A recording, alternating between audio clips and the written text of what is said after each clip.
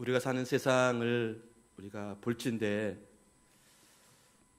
참으로 안타까운 일들이 우리 주변에 참 많이 일어나고 있습니다. 개인의 삶이 보장되지 못하고 파괴되는 모습들, 전쟁과 기근과 환란 또는 여러 가지 일들로 인해서 어렵게 살아가는 인생들, 그 안에서 참 소중한 것들을 잃어가는 그런 모습들을 바라볼 때 우리 주님 얼마나 마음이 아프실까. 하나님 세상을 만드시고 인간을 창조하시고 아름다운 것들을 기대하셨을 텐데 갈수록 태산이라고 이 세상이 멸망의 길로 치닫고 있는 것 같은 그런 느낌을 아니 받을 수가 없습니다. 그러나 여러분, 그 중에서도 아직까지 우리에게는 아름다운 모습들이 남아 있습니다. 그 아름다운 모습들이 무엇일까 생각을 하고 또 묵상을 하고 찾아보다가 제가 인터넷에서 한 동영상을 보게 되었습니다. 그것을 먼저 소개하고 말씀을 나누도록 하겠습니다. 동영상 준비가 됐나요?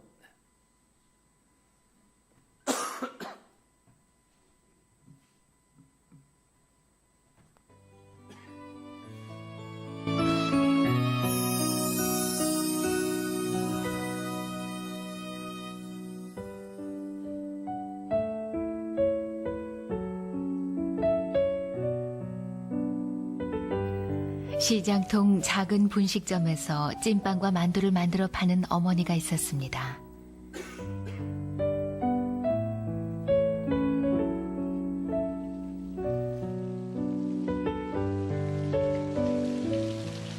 어느 일요일 오후, 아침부터 꾸물꾸물하던 하늘에서 후두둑 비가 떨어지기 시작했습니다. 소나기였습니다.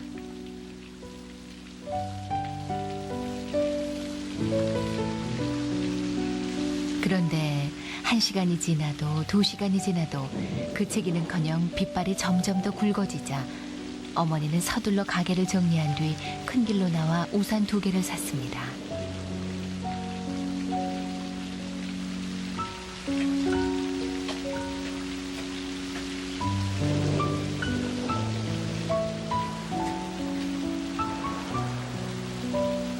그 길로 딸이 다니는 미술학원 앞으로 달려간 어머니는 학원 문을 열려다 말고 깜짝 놀랐습니다.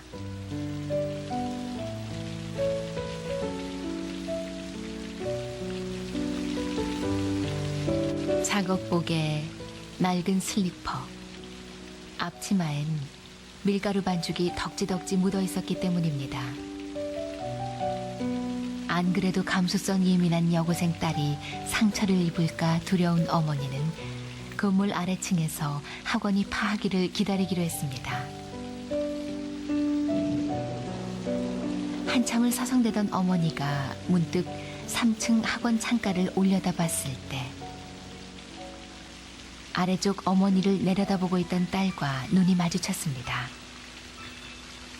어머니는 반갑게 손짓했지만 딸은 못 본 척 얼른 몸을 숨겼다가 다시 삐죽 고개를 내밀고 숨겼다가 얼굴을 내밀곤 한 뿐 초라한 엄마가 기다리는 걸 원하지 않는 것 같았습니다. 슬픔에 잠긴 어머니는 그냥 돌아섰습니다.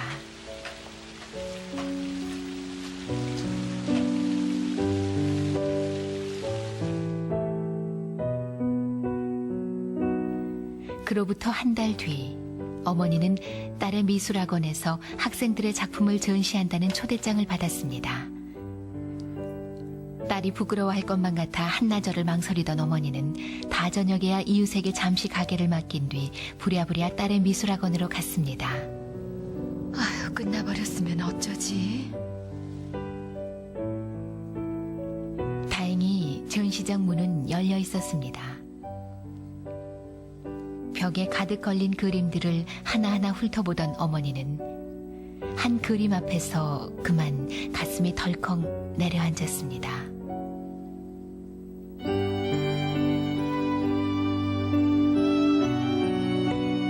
세상에서 가장 아름다운 모습.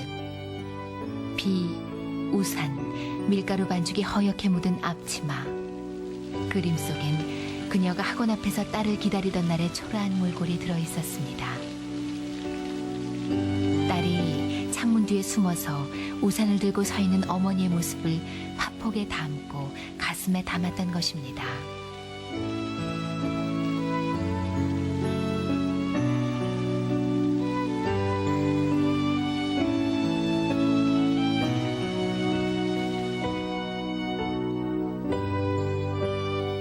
모녀는 그 그림을 오래오래 바라봤습니다. 세상에서 가장 행복한 모습으로.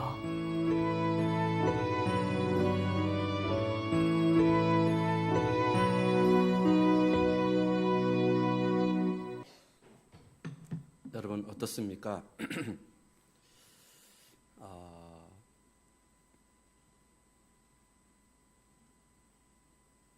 사람은 서로를 의지하며 또 사랑하며 살게 되어 있습니다.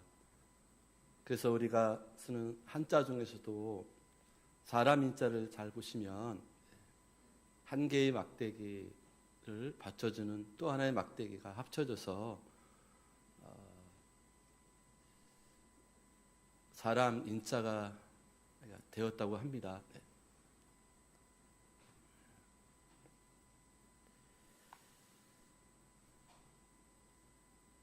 결국 우리 모두는 누구나 다 기댈 곳을 찾고 있다라는 겁니다. 그런데 문제는 기댈 곳을 주지 않으니까 다 이렇게 넘어지는 것 같아요. 혼자 서려고 하니까 인생이 힘들고 삭막해져 가는 것이 아닐까 싶어요. 여러분 기억하기를 원합니다. 우리 모두는 기댈 사람이 필요합니다. 아무도 혼자 설 수 없고 혼자 살아갈 수가 없습니다. 우리 모두는 서로가 서로를 필요로 하고 있다라는 것. 그런데 여러분 요즘 세상이 또 요즘 사람들이 우리들의 모습이 나의 모습이 정말 그렇게 살아가고 있는지 이 시간 우리 자신들을 돌아볼 수 있기를 원합니다.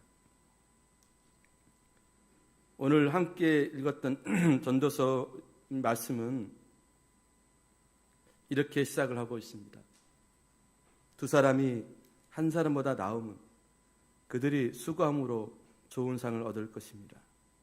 그리고 마지막 메시지는 이렇게 끝을 맺고 있습니다.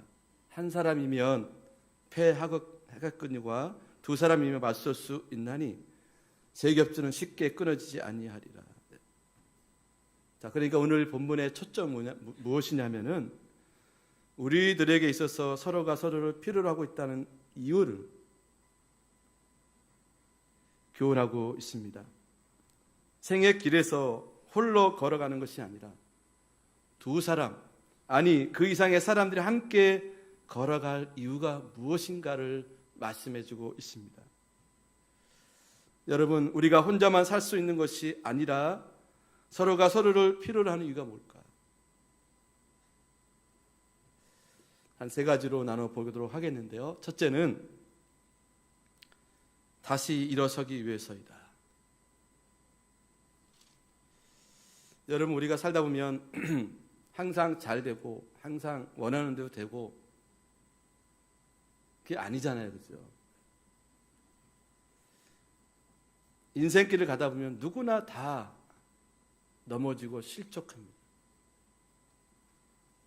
실제로 우리가 어린아이들 때부터 보면 이제 기어서 걷기 시작할 때까지 얼마나 많이 넘어지는지 모르겠어요. 자, 그때부터 시작해서 여러분 지금까지 인생을 살아오시면서 나는 한 번도 넘어지지 않았습니다. 한 분 혹시 계십니까? 한번 손 들어보실까요? 저를 비롯해서 수없이 넘어질 겁니다. 보이진 않지만 마음도 수없이 무너지고, 또 잘해보겠노라고, 잘 살아보겠노라고, 신앙생활 잘해보겠노라고 다짐하고 다짐해보지만 또 넘어지는, 누군들 잘해보고 싶은 마음이 없겠습니까? 공부도 잘하고 싶고, 돈도 많이 벌고 싶고, 성공하고 싶고, 신앙생활 잘해보고 싶고, 다 넘어졌다는 것이죠. 근데 문제는 뭐냐면은 넘어지느냐 안 넘어지느냐가 문제가 아니고, 넘어졌을 때 빨리 일어서느냐 일어서지 않느냐가 중요한 거라 생각합니다. 신앙생활도 그래요. 잘 하다가 시험에 들고 여러 가지 환경과 조건 때문에 신앙이 무너진 분들이 계세요. 넘어진 분들이 계십니다. 그럴 수 있습니다. 저도 그래 왔고, 그렇게 우리가 또 살지 모르겠습니다. 그러나 중요한 것은 그럴 때 나를 이렇게 세워줄 수 있는 사람이 있느냐 없느냐 하는 게 가장 중요한 문제인 것 같습니다. 자, 직장생활, 사회생활 또 힘듭니다. 넘어졌습니다. 그럼 집에 들어와서 또는 교회 와서 누군가 세워줘야지 않겠습니까? 들어오자마자 바가지를 긁고 잔소리를 해대고, 또 어렵게 교회 왔는데 이 안에서 우리가 또 서로 또 주거니 받거니 서로 상처를 주고 말을 또 험하게 하고 막 싸우고, 그 어디 가서 우리가 위로받고 살아야겠습니까? 그 오죽하면 아예 빨리 죽고 싶다, 이놈의 세상. 오늘 본문 10절에서도 일으킬 자가 없는 자에게는 화가 있으리라 그랬습니다. 더 이상 소망이 없다라는 거죠. 그래서 못 사람들은 잘못된 거지만 자살을 하는 거예요. 더 이상 혼자 설 수 없는 거예요.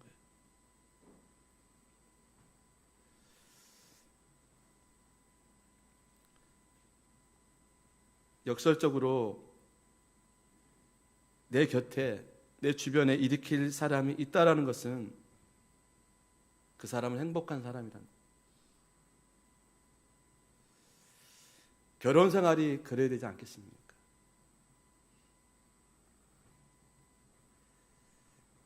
꼭 오늘 본문은 결혼만을 전제해 주신 말씀이 아니지만, 그래도 정말 아내와 남편의 관계 속에서는 이것이 없으면 얼마나 불행하겠어요. 언제까지 자존심 내세우고, 언제까지 권위를 내세우고, 그리고 정말 힘들게 살아가야겠습니까, 여러분? 그냥 있는 모습 그대로 받아주는 그런 관계로 살아가야 할 그런 정말 소중한 관계, 부부 관계 아니겠습니까? 이게 깨지면, 가정에서 이런 것이 깨지면, 넘어지면 우리가 어디서 일어서야겠어요? 그러니까 사람들이 자꾸 외도를 하는 거예요.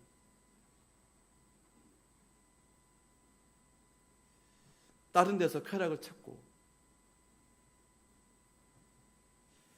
그것이 이유가 되면 안 되겠지만, 여러분, 자, 인생의 길에서 내가 넘어졌을 때 내 손을 붙잡아 일으킬 수 있는 친구,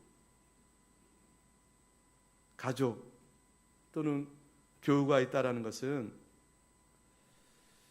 정말 그것이 은혜가 아닐 수 없고, 그것이 정상이고 그것이 행복이다. 여러분 주변에는 또 우리 자신들은 정말 그렇게 살고 있나요?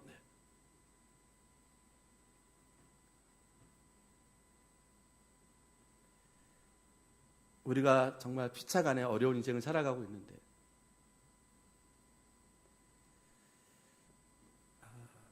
서로 정죄하고 비난하는 일이 없기를 정말 간절히 주의 이름으로 부탁을 드립니다. 왜냐하면요, 성경에서는 이렇게 분명히 말씀해 주셨습니다. 그리스도 안에는 결코 정죄함이 없다. 근데 왜 우리가 정죄합니까? 왜 비난합니까? 왜 내 마음에 안 든다고, 내 뜻대로 안 된다고 왜 사람들에서 함부로 말을 합니까? 말씀이 위배되는 것.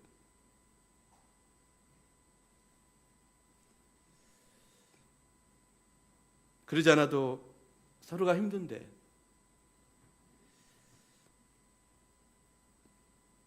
그래 쓰러져 있는 사람을 또 짓밟고 정죄하는 어리석음이 우리에게는 결코 있어서는 안 될 것입니다. 이 시간 이후로 여러분 절대로 그런 언행을 하지 않도록 하나님 앞에서 약속했으면 좋겠습니다.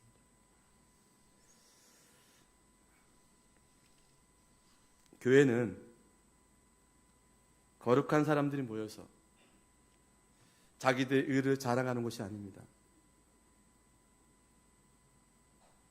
정말 서로 용서하고 사랑하고 치유받는 곳이 돼야 진정한 교회라는 것을 우리가 볼 수가 있습니다. 교회가 세상에 소망을 주는 것은 바로 그런 역할을 해야 하기 때문에 그렇습니다. 과거에 우리나라에 구한말, 일제 강점기 또는 6.25 이런 때 소망이 없었습니다. 근데 유일하게 소망을 주는 것은 교회였었거든요. 자신은 교회 안 나가도 그래 교회 가라고 건면했던 시절이 있었습니다. 지금은 어떻습니까, 여러분? 참 찾아보기 어렵습니다. 서로를 세워주고 용납하고 사랑하는 것, 그것이 가정이 되어야 되고 그것이 교회가 되어야 됩니다. 왜냐하면 하나님께서 인류 최초로 만든 기관은 국가란 조직이 아닙니다. 가정을 먼저 세우셨고 그 다음에 교회를 세우셨습니다. 그래서 여러분, 이제 우리가 서로를 세워주는, 다시 일으켜 세워주는 그런 우리 믿음의 공동체, 아름다운 그런 곳이 되기를 원합니다. 우리가 그래서 서로가 필요한 것이다. 안 그러면 독단적으로 살죠. 뭐 혼자 교회 다니고 혼자 신앙생활 하고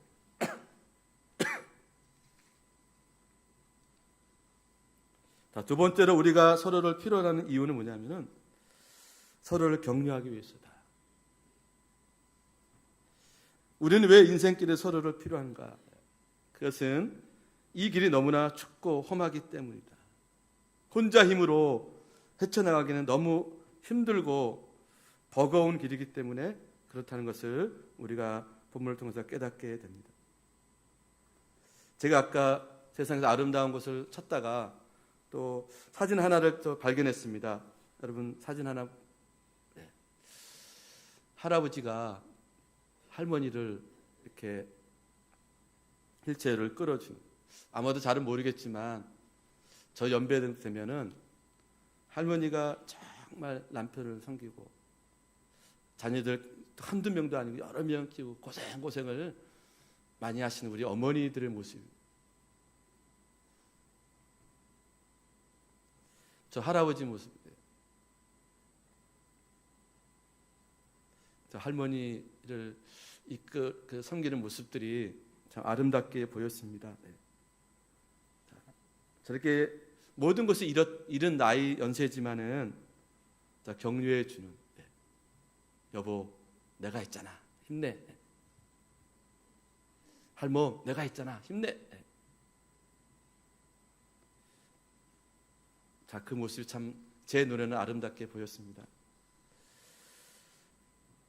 오늘 말씀 보면 두 사람이 함께 누우면 따뜻하거니와 한 사람이면 어찌 따뜻하랴 그랬습니다. 이 당시에는 사막지대고 또 광야지대이기 때문에 유목민생했던 이들에게는 이 말씀의 의미가 무엇인지 잘 압니다. 밤에는 몹시 춥고 낮에는 몹시 외롭고,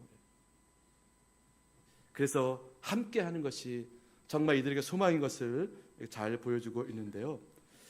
자, 우리가 전도서를 읽다 보면요, 전도서에서 자주 반복되는 강조되는 그런 단어가 있습니다. 그 중에 하나가 뭐냐면 보다 나음, 그런 단어입니다. 다시 말하면 전도서가 기록된 중요한 목적은 뭐냐면 보다 나은 삶을 살기 위해서 이 책이 기록된 것이다. 보다 나은 인생의 질이 무엇인가를 우리에게 소개해 주고 있습니다. 다시 한번 본문 말씀 시작되는 9절을 보실까요? 네. 그 9절 가운데 두 사람이 한 사람보다 낫다라고 했습니다. 그리고 본문은 끝나는 13절 보시면 가난하여도 지혜로운 젊은이가 늙고 둔하여 경고를 더 받은 줄을 모르는 왕보다 나으니 그랬습니다. 자, 여기에서도 보면 보다 나은 삶을 이야기하고 있습니다. 그러니까 보다 나은 삶을 소개하는 것이 전도서의 목적 중에 하나인데, 보다 나은 삶은 뭐냐면 둘이 하나 되어 함께 걷는 인생길이다.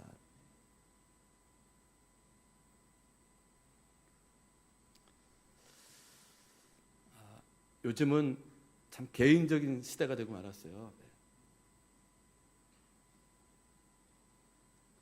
근데 그도 그럴 것이 그런 환경과 조건들이 참 우리 주변에서 많이 생기기도 했는데, 그러다 보니까는 많은 문제점이 생기는 것 같아요.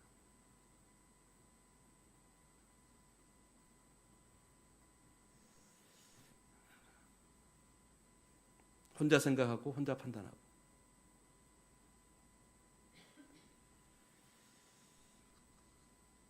자, 여러분, 우리가 서로를 함께 부딪히면서 살고 있는 이유 중에 하나면 격려하기 위해서다.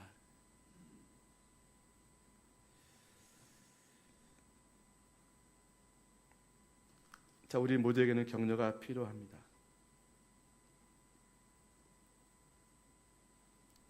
그 격려라는 단어를 영어로 찾아보니까요, encouragement라고 되어 있더라고요. 여기는 encourage라는 것이 용기라는 단어이거든요. 함께 들어가 있습니다. 다시 말해서 격려는 뭐냐면 용기라는 겁니다. 격려를 받으면 용기를 얻는다라는 거예요. 근데 여러분, 격려를 내가 받는 사람 쪽뿐만 아니라 주는 사람 쪽도 역시 기분 좋고 격려를 받아요. 근데 여러분, 사단은 어떤 존재인지 아십니까? 사단은 정죄하고 짓밟습니다. 철저하게 짓밟아요. 그나마 있던 용기마저도 빼앗아 버립니다. 아주 못 일어나게 아주 망가뜨려 버려요. 그래서 내가 열심히 공부도 하고 열심히 직장생활도 하고 열심히 신앙생활도 내가 다시 해야지. 마음 먹으면 어때요? 그 다음날 아침 일어나면 또 생각이 바뀝니다. 내가 운동해야지. 작심삼일이 됩니다. 여러분, 이 모든 것들은 하나님 주신 마음이 아니에요. 사단이 우리를 유혹하고 우리를 흔드는 겁니다. 우리가 넘어지도록, 일어서지 못하도록 짓밟는 것 중에 하나라고 말할 수 있습니다. 사랑하는 성도 여러분, 우리가 서로를 필요로 한 이유는 격려가 필요하기 때문인 것입니다. 조금 못해도, 조금 못나도, 조금 내 마음에 안 들어도, 내 뜻대로 안 이루어지더라도 좀 격려해 주셨으면 좋겠어요. 제가 이렇게 일부에 했던 말씀을 드렸는데, 리더의 입장에 서게 되면, 세상 말로 오너의 입장에 서게 되면, 책임자 입장에 서게 되면은 많은 상황들이 이제 접하게 됩니다. 그 중에 아첨하는 사람도 있고, 뭐 별 사람 다 있겠지만, 그 중에 정말 격려한 사람 몇 사람 될까?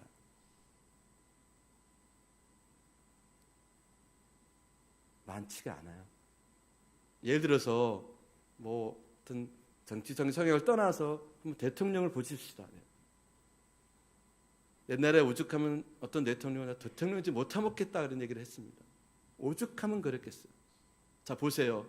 북한에서는 연일 미사일 쏘고 전쟁의 위협을 합니다. 주변 강대국들은 계속 우리나라를 힘들게 합니다.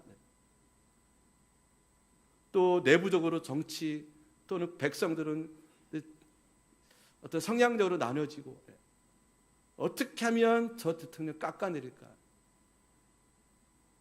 정치적으로 이용하고 얼마나 힘들까? 잘하고 못하고를 떠나서 정말 격려가 필요하지 않을까 싶어요.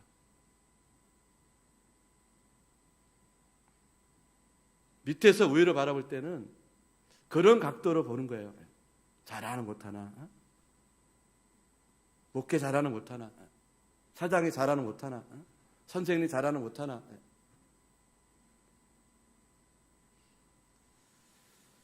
사실은 그렇지 않은데 말이죠. 우리가 서로 함께 더불어 살아가는 이유는 이러라고 있는 것이 아니라 서로 격려받기 위해서이다. 여러분 최근에 누군가 격려해 본 적 있으십니까? 가족의 아내에게 남편에게 여보 직장에서 수고 많았죠? 여보 애 키운다고 고생 많았지? 교회 안에서도 여러분 혹시 그렇게 서로 격려해 보신 적 있으신가요?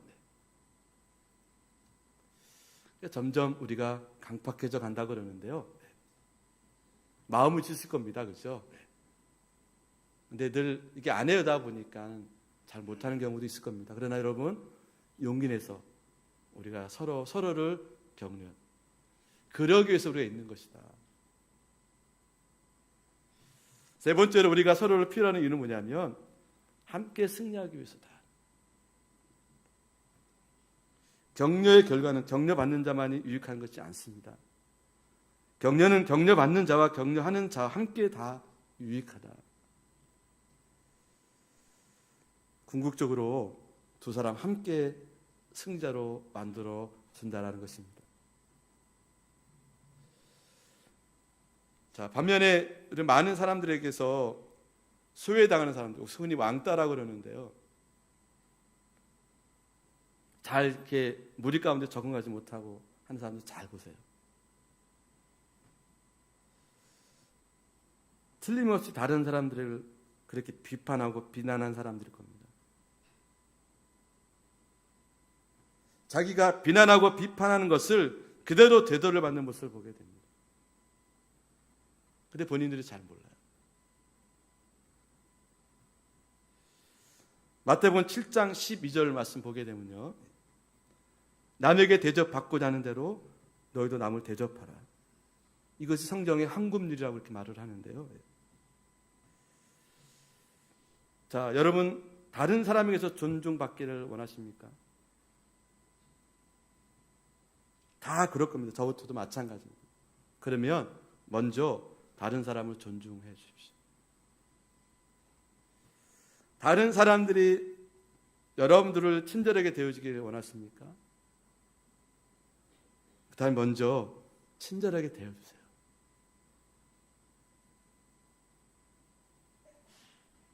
저 사람이 나한테 왜 저럴까? 내가 먼저 다가가지 못하기 때문에 그런 거예요. 저는 저희 가정에서 제 마음은 굴뚝 같은 마음이 뭐냐면 우리 딸들이 저한테 아빠고 막 앵기고 막 쪽쪽 빨고 막 같이 팔짱도 끼고 막 그랬으면 좋겠어요. 그런 가정. 근데 제가 생각해 봤어요. 왜 쟤들이 나한테 그러지 못하자 생각해 보니까 제가 그러지 못한 거예요.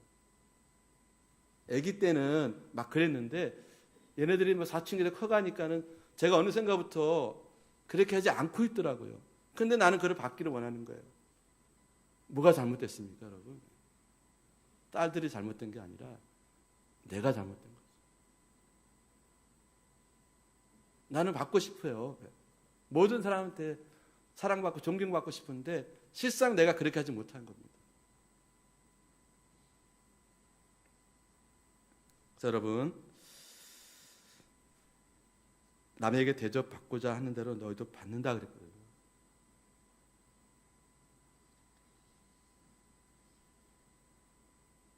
이것이 변하지 않는 진리입니다.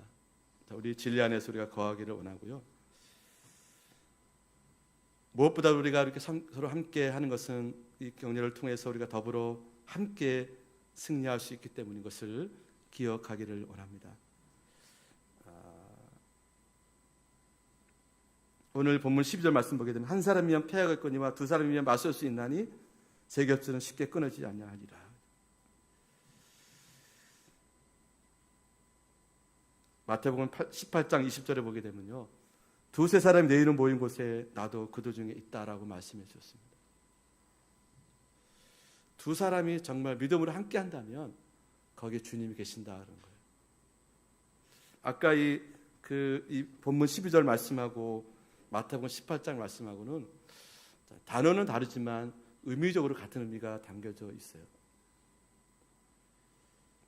자, 여러분, 견고한 믿음의 가정, 견고한 교회가 되기 원한다 그러면 우리가 정말 서로를 위해서 함께 격려하며 함께 승리하는 그런 믿음의 공동체가 되어야 할 줄로 믿습니다. 사랑하는 성도 여러분, 아까 제일 처음 말씀드린 것처럼 참 아름다운 모습들이 우리 주변에 아직까지 남아 있습니다.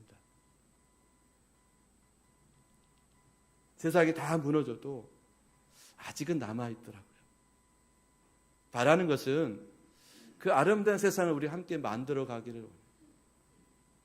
여러분의 가정 안에서, 우리 교회 안에서, 그리고 우리가 살고 있는 이 세상 안에서 이루어지기를 원합니다. 아마 하나님께서는 우리에게 바로 그것을 기대하기 원하는 것이 아닐까.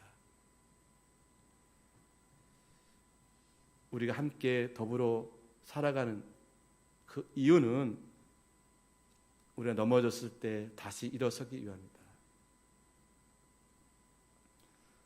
서로 격려하기 위해서이고 함께 승리하기 위해서이다.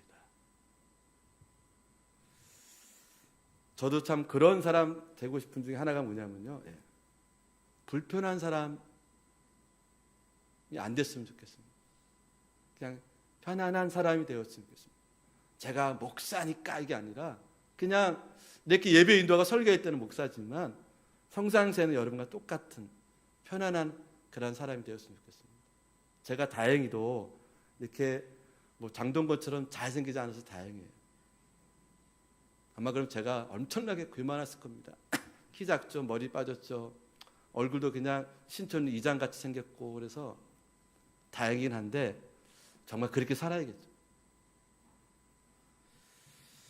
사랑하는 성도 여러분, 우리가 서로 필요한 이유는 오늘 이 말씀 우리에게 준 보다 나은 삶을 살기 위해서 우리에게 주신 이 말씀들을 기억하고 이제 앞으로라도 우리가 정말 행복한 세상을 만들어 갔으면 좋겠어요. 그래서 예배 끝나고 인사하실 때 서로 정말 잘 인사하고 가정 안에서도 직장 안에서도 학교 안에서도 이런 일들을 일으키는 믿음의 사랑, 믿음의 가정 되기를 주의 이름으로 간절히 축원함을 드립니다. 기도하겠습니다.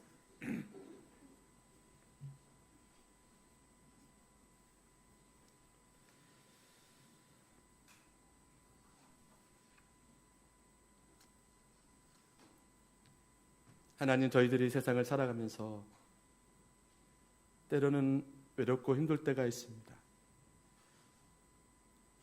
내 곁에 아내도 있고 부모도 있고 자식도 있고 형제도 있지만 또는 교우도 있지만 왠지 혼자라는 생각이 들 때가 있습니다.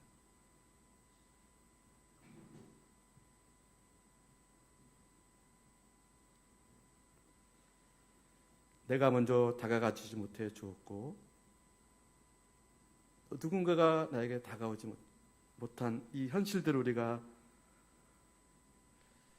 볼 수 있는데 이제 우리는 그러한 모습을 떨쳐버리고